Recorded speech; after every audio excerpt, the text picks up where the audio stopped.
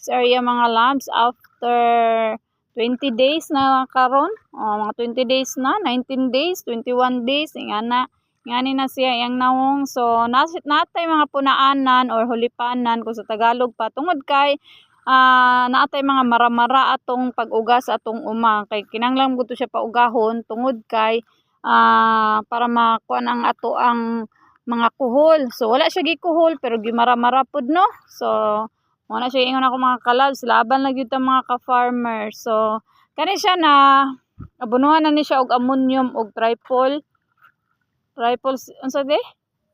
14? Triple 14 og ammonium. So kani siya follow upan nato ni siya next day. Next week. Basta sunod adlaw. Bisaya ta sunod adlaw ta follow up ta diri mga labs. So RC216 D6 area siya mga kalabs. So karon na pud ko diri nakabalik gikan nagtanom. So ingani na yang update. Yan sa kauma.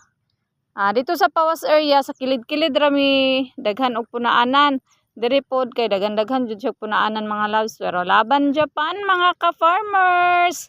Kaya ra jud na mga labs. Kugi-kugi ra jud ta. Kay nga na ra jud nang mag-uuma. Kinahanglan jud ta magkugi para dako ato ang ani. So that's it for today's video. Love mga kalabs. Happy farming!